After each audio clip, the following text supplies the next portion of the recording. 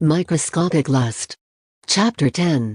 Octava was grateful that her course lecturer came along with her. Octava nodded respectfully to look politer as she preceded the thin-haired lecturer. She tucked herself in the door and chose a seat at random. Either way, it's near the exit or window. When she arrived, Octava tried to concentrate her thoughts. She put down her sling bag. She took out her course materials and assignments. She prepared herself not to daydream again. Because lest she not pass this course, seminar courses are a clear path to the thesis. If Octava can pass this course smoothly, the thesis should have welcomed her next semester. Of course, if she could take the literary appreciation course, she could also beat it. 1 hour of Octava's first lecture can absorb all the knowledge presented in front of the class. She took a deep breath, comforting herself. Octava looked outside. There, on the front porch of the faculty building, Ursula stepped into the building. With her ever-fashionable clothes and high-heeled shoes that sounded loud and looked expensive. Her wig fluttered because of the wind that carried the photosynthesis products from the giant banyan tree that shaded the front yard of the building. Octava couldn't turn her head away, Octava couldn't turn her eyes away, or close her ears to Ursula's presence. Then, a student came to her. Ursula stopped and instinctively made a pose that was pleasing to the eye. She greeted the student and chatted about something. Octava was increasingly unable to move from her figure. For a moment, Ursula, who felt she was being watched, looked back at Octava. Ursula's eyes narrowed, and her lips curled into a sharp, cynical smile, which made Octava's heart feel nervous. Octava straightened up without realizing that her palms were pressed against the edges of her shirt. The girl did not understand what was happening to her. What power is enveloping her? Octava watched Ursula unbutton her clothes, removing the curly wig from her head so that her dreadlocks, which always smelled like vanilla, dangled freely. Octava saw Ursula's black underwear supporting 2 clean, springy bowl-shaped mounds. Ripe. Octava imagined what it would be like to be there as her fingers touched the chewy pudding. How does it feel when her face rests on that soft cushion? Octava opened her mouth as if she was a hyena waiting for an opportunity to pick up its prey. Octava! The shout made Octava immediately stand up. Her chair was thrown back, and her books were scattered everywhere. For a moment, Octava could not measure what was happening around her. All she knew was that she was breathing fast. All she knew was that all the eyes of her classmates were watching on her. All Octava knew was that she was in big trouble. "What are you doing there?" the thin-haired lecturer asked Octava. "I am, sir?" Octava asked back. "Yes. What are you doing? Why are you panicking like that?" asked the lecturer, confused. "Miss Ursula, sir," replied Octava. "What about Miss Ursula?" Octava glanced out the window again. Ursula was still chatting with her students. No one took off the shirt. Everything is normal. The damage occurred within her brain. "Nothing, sir. Miss Ursula is fine," Octava replied. Then she sat back down. She picked up her chair and books. "Well, if so, you can answer the question I asked earlier." The lecturer held out a marker to the student. "It turns out the big problem isn't over yet." "Which one, sir? You don't know?" "No, sir," Octava answered doubtfully. She heard the class was quiet as a graveyard. "Where have you been since?" The lecturer didn't yell. His voice was still as flat as before. That was what made Octava even more scared. The lecturer is cold-blooded. The lecturer may be heartless, emotionless, antisocial. "I am here, sir." "Okay. Now, I want you there." Her friends started giggling. Octava plunged deeper and deeper into the abyss of shame. Where is it, sir? On the moon, outer space, beyond, anywhere. What matters is not in my class. That's it. The lecturer has already made his decision.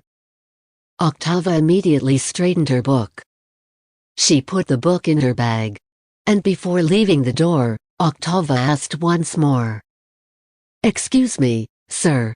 What was it about you? What's the question you asked before? I haven't said anything yet. Then the teacher smiled broadly. It was so vast that Octava didn't have to bother imagining what the man's face would look like if Octava wanted to rip his mouth out. Octava stomped her feet. She exited her faculty building, grumbling. The girl then sat on the edge of the shady building, waiting for the next class. She crossed paths with Ursula and passed by without noticing her teacher's presence, as if Octava didn't know her. Your red shirt looks striking with your bad mood, commented the woman who had just arrived and sat beside her. Octava scowled. Does Miss Ursula now teach adolescent psychology too? Ursula laughed. Not. But, I was also young. Who kicked you out of class? That Baldwin. Octava said. Oh, take it easy. He won't remember your face next week. Professor Buddy has many naughty students. One mistake won't make him remember. What are you doing? I imagined you pervert. Octava spoke to herself. Then she shook her head to herself. It's okay to be stubborn once in a while. Ursula tries to encourage her student. How about this afternoon? Will you come to my lecture at home? Is studying at your house not against campus policy? That's not allowed. Like giving only one student convenience. If indeed you prefer to meet on campus. Can we meet earlier? Not too late. Ursula stood up again. Okay. Come before the sun goes down, she said before leaving. The girl had arrived 2 minutes ago in front of Ursula's house. The time is 4 in the afternoon. Ursula's car was parked neatly in the yard. Soon the owner will open the door for Octava. Good afternoon, miss. Just call me Ursula. Come in. Octava was still standing on the spot. Ursula raised her eyebrows when Octava thrust a piece of paper from her bag to Ursula. What's this? Ursula asked while reading from afar. A paper to proof of my presence here, please sign it. 2 columns. Ursula laughed at Octava's thoughtful attitude. But, she immediately grabbed the paper from Octava's hand. I'll make coffee for you first. Go upstairs. Then without waiting for the command to be heard twice, Octava went up the stairs. She tried hard to keep her eyes straight, so as not to look into that strange room. Again, it didn't take long for Ursula to make coffee. As soon as Ursula heard the sound of her footsteps, Octava immediately read Ursula's book. Ursula put the coffee on the table. Then she sat down next to Octava. What do you think? Ursula asked for an opinion. Octava took a deep breath, then let it out slowly without a sound. She turned. Good. Ursula laughed. Come on. No kidding. I know you have speeches that are longer than just good or bad. I like the rhyme. But words are repeated. Octava was worried that what she would say next would make Ursula angry. This poem tends to be words with no meaning. There's no content. This time Ursula took a few strands of her dreadlocked hair. Roll it over your head. But she said nothing.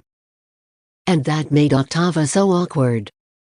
Why is she always causing trouble everywhere? Why didn't she have the consciousness to keep her mouth shut and not make strange remarks that offended the other person? I'm sorry, miss. I didn't mean to make you. Octava hesitated. Wouldn't you like to know something other than denouncing my writing style? Should I ask why? Then what do you think I'm writing for? I'm not sure I understand what you mean. Octava confused herself. That's enough. You will not understand. Ursula sounded desperate. Examining a literary work is not only based on its real meaning. Have you ever heard of a poetic event? Octava looked up. She traced the ends of her hair to the curve of Ursula's cheekbones. Her crooked nose was like the foothills courtyard in 2 dimensions. Well, I'll assume your ignorance is a curiosity. Ursula then pointed forward. Neighbor's house. Today, the student can see where the light from the previous night had come from. A large tree is withering, standing too tall from the others. One by one, the sparrows landed there. Take a good look. Then Ursula said nothing more until the sun went down. The two of them watched the darkness emerge. As for Octava, her heels started bouncing on the floor. You are tired. Go home. Come back next week. Ursula straightened her coffee cup, put the attendance sheet next to the girl. Wait, is that all? Asked Octava, confused. She realized that all the lecturers on her campus had strange behavior. Yes, today's discussion is over. Come back next week, Ursula answered. How long will you make me come like this? Octava did not accept. She felt in vain to come but could not do anything. You need my autograph. I gave it. Ursula left. Octava followed closely behind. Miss. She calls. Ursula descended the stairs smoothly. Not a single cup moved from the tray surface she was carrying.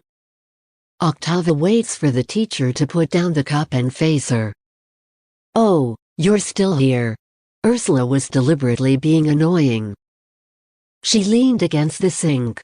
Understanding an artwork. It can be done with historical research. Find out the background of the author, demographic conditions, or on the quality of life of the era. You can get from the equation of experience. Poetic event. Now you only have 2 choices. Ursula approached her student. She was looking straight into the girl's eyes. Knowing who I am, or in the same experience. She smiled. The vanilla scent wafted straight into Octava's nose once again. Octava swallowed her saliva. Whenever she paid close attention to Ursula's eyes, her heartbeat suddenly ran away. She didn't realize that she was starting to gasp for breath like in the seminar course earlier when she imagined Ursula doing something wrong. She turned around before, about to leave, when Ursula grabbed her arm. Squeeze it roughly. Next week, you choose the day, she whispered. Blows Octava's hair and tickles her ear. Octava blinked as if bewitched again. She approached the teacher's face. However, she immediately stopped. Octava refused and ran out of the house before she regretted everything.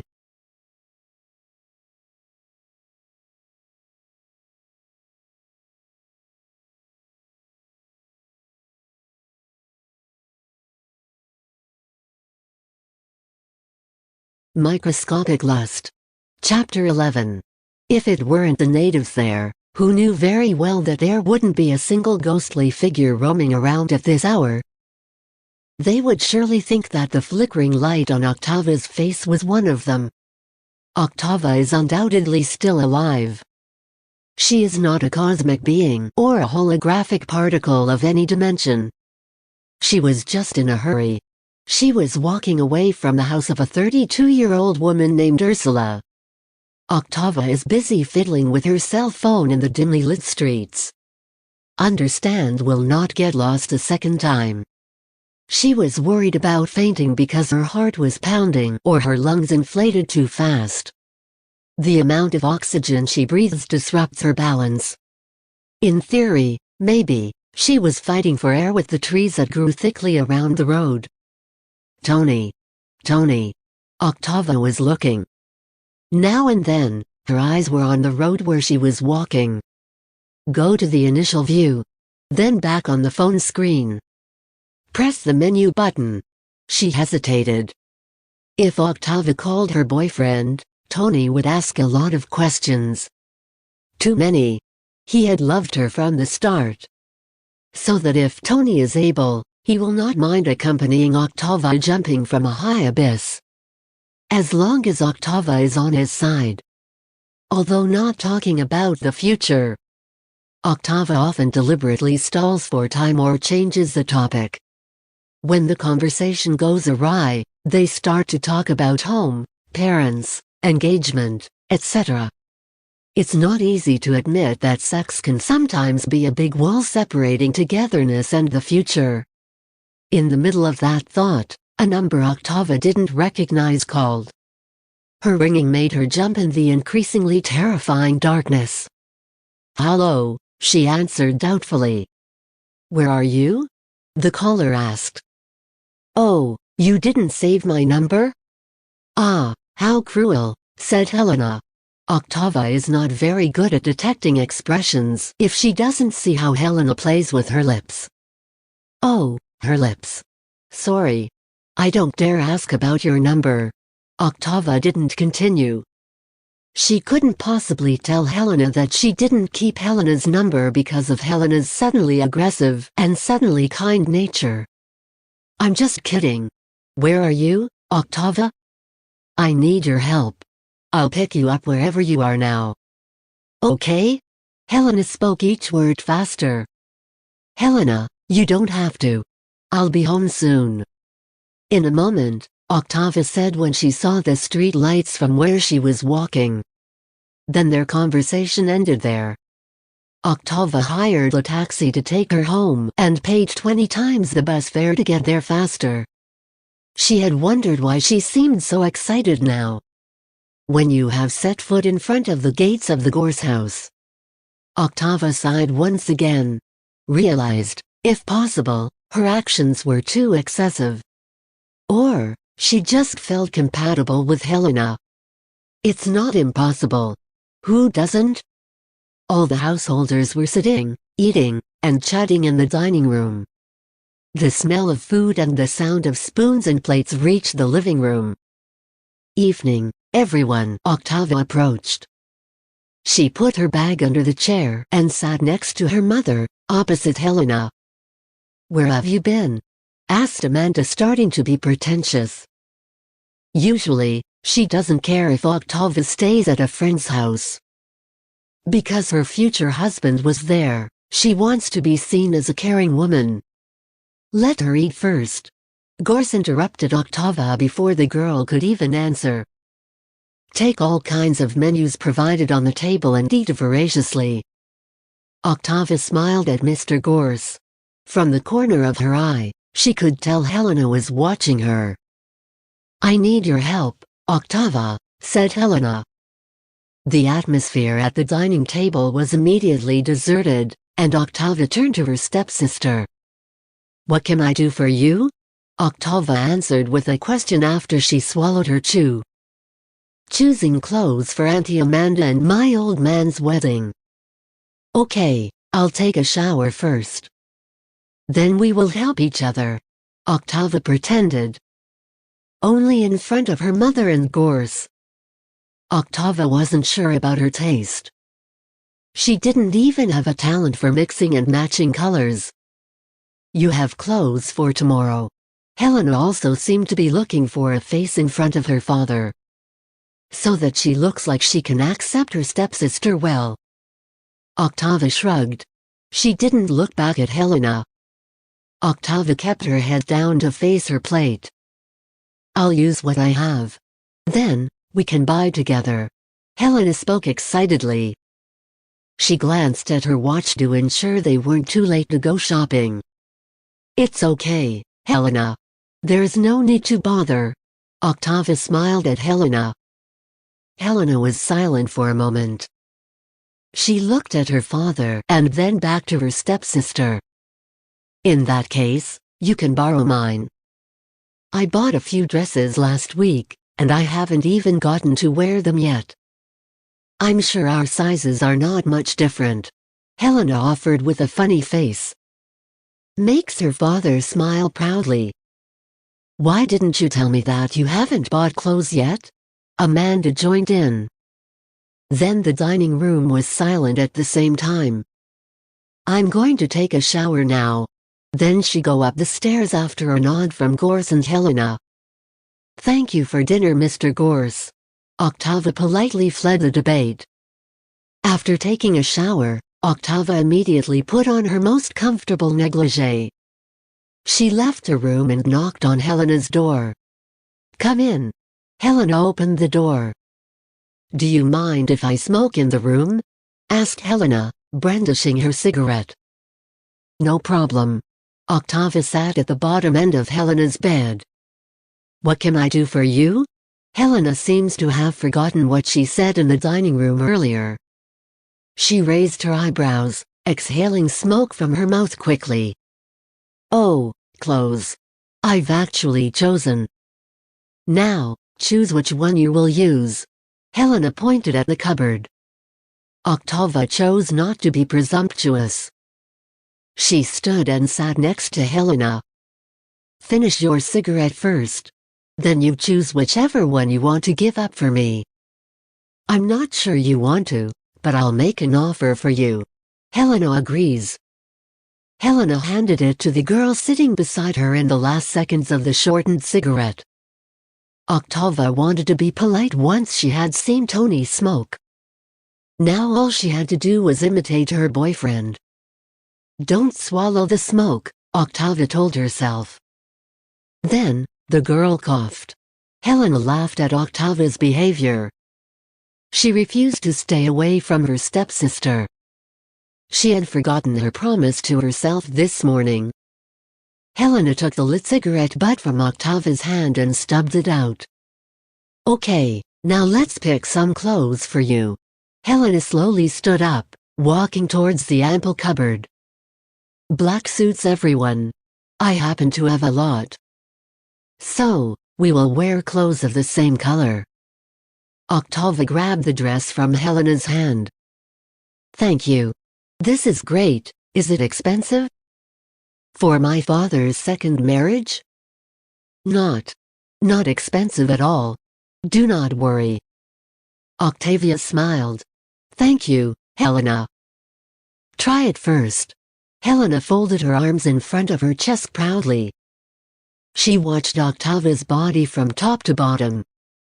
The girl in front of her was silent for a moment. "Here? Use my bathroom, if you're embarrassed. Helena is kind." Octava came out of the bathroom with an embarrassed face not 5 minutes later. "Helena, I can't unzip it myself." Helena looked at Octava for a moment. On Octava's long neck, on her sturdy shoulders and the precise curve of her waist. "Like what I imagined." Helena's voice is immediately excited. She approached her half-sister and pulled the shirt zipped up while satisfying her eyes on the curve in Octava's spine. "Let me see now." Helena grabbed Octava's shoulder and turned the girl too fast. "I'll dress you tomorrow. Then your neck." She touched Octava's collarbone. Helena couldn't continue her sentence. Her pupils narrowed as she brought her face closer to Octava. She lifted the chin of the girl in front of her with 2 fingers. She touched Octava's lips with her thumb. Helena couldn't help herself. This time, she deliberately kissed Octava. Helena tilted her head so her lips could fit on Octava's lips perfectly. She wrapped her arms around Octava's waist to get closer to her. Octava stayed where she was. She had time to close her eyes. Until she realized she was balancing the movement of Helena's lips and her lungs stopped breathing. Just as her heart was about to explode, she backed away.